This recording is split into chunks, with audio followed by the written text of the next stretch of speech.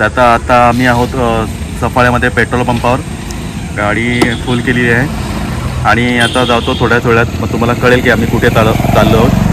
तर त्यासाठी व्हिडिओसोबत राहा. आता तयारी वगैरे करतो मस्तपैकी आणि निघतो. तर त्यासाठी व्हिडिओ बघा नक्की आम्ही कुठे चाललो आहे. चला भेटूया पुढे.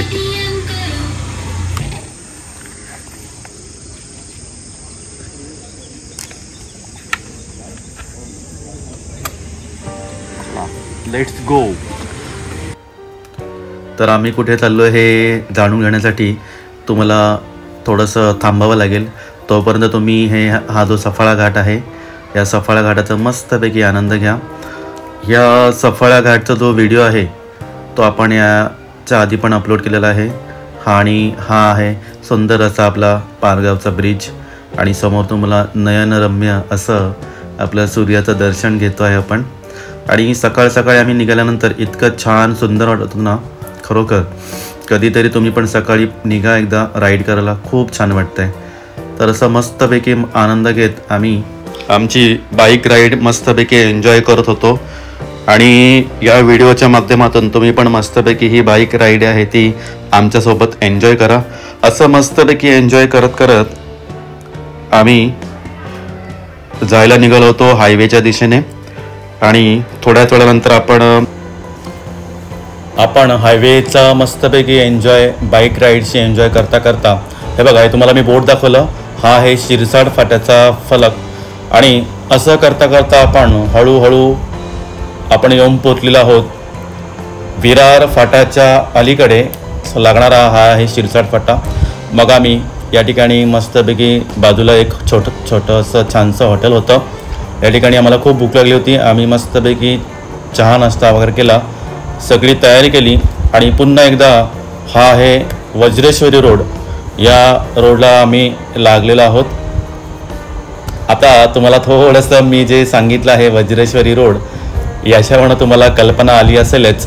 तर आम्ही कुठे चाललेलो आहे, हा आहे आपला शिरसाट फाट्यावरून वज्रेश्वरी देवीला जाण्यासाठी हा रोड आहे वज्रेश्वरी रोड.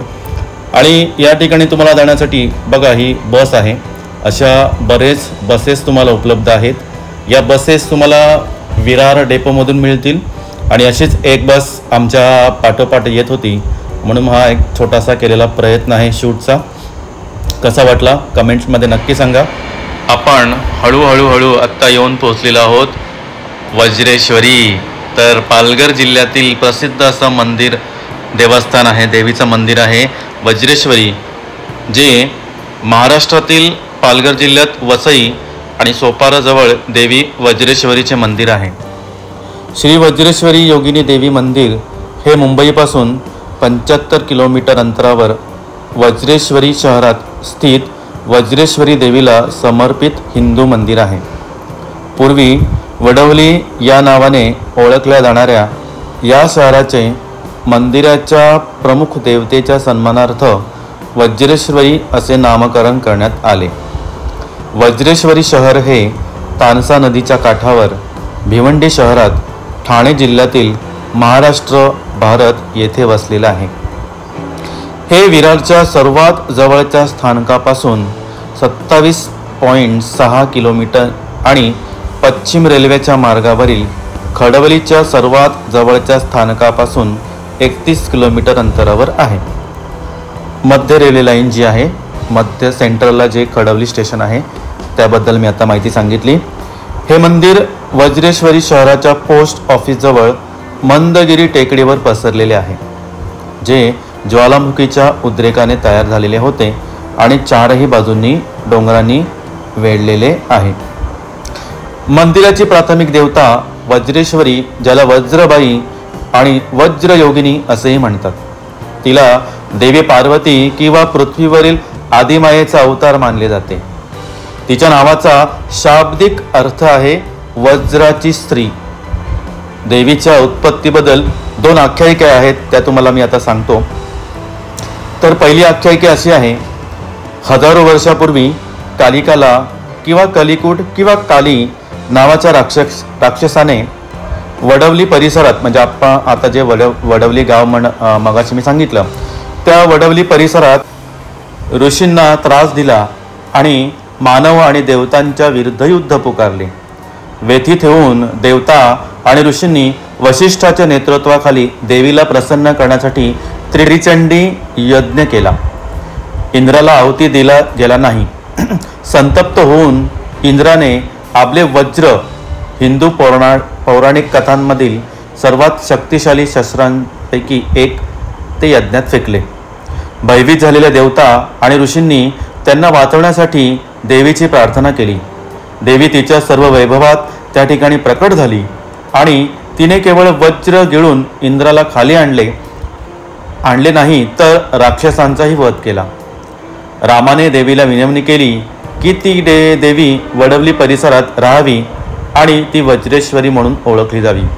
अशा प्रकारे या परिसरात वज्रेश्वरी मंदिराची स्थापना झाली. आता दुसरी आख्यायिका सांगते की इंद्र आणि इतर देवदेवी पार्वतींकडे गेले आणि त्यांनी कालिकाला या राक्षसाला मारण्यास मदत करण्याची विनंती केली. देवी पार्वतीने त्यांना आश्वासन दिले की ती योग्य वेळी त्यांच्या मदतीला येईल आणि त्यांना राक्षसाशी लढण्याचा आदेश दिला. युद्धात कलिकलाने त्याच्यावर फेकलेली सर्व शस्त्रे गिळली किंवा तोडली. शेवटी इंद्राने वज्र राक्षसावर फेकले, ज्याचे कलिकलाने तुकडे केले. वज्रातून देवी प्रकट झाली, जिने राक्षसाचा वध केला. देवांनी तिला वज्रेश्वरी म्हणून पूज्य केले आणि तिचे मंदिर बांधण्यात आले. तर मित्रांनो, आता या ठिकाणी यायचं कसं तर तुम्हाला मी सांगतो. बघा, जर तुम्हाला विरारवरून यायचं असेल बाय बस बाय रोड तर त्या ठिकाणी विरार आगारातून तुम्हाला वज्रेश्वरी या ठिकाणी येण्यासाठी भरपूर बसेस उपलब्ध आहेत.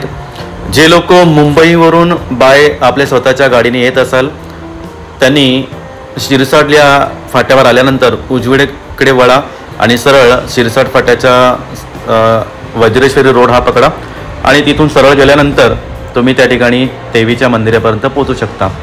आणि जे लोक गुजरातवरून येत आहेत त्या लोकांनी शिरसाट फाट्याला वळा आणि शिरसाट फाट्याला वळल्यानंतर लेफ्टला वळल्यानंतर तिथून तुम्ही सरळ तो रस्ता पकडा, तुम्ही मंदिराकडे सहज पोहोचू शकता.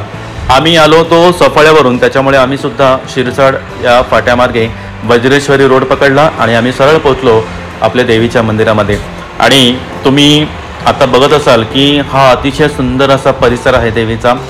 आम्ही जवळजवळ तिकडे अर्धा तास आम्ही या देवीच्या मंदिरामध्ये सगळं ठिकाण बघितली. अतिशय सुंदर, अतिशय छान आणि खूप असं प्रसन्न आपल्याला वाटतं. तुम्ही इथे आल्यानंतर बघा, हा परिसर आहे.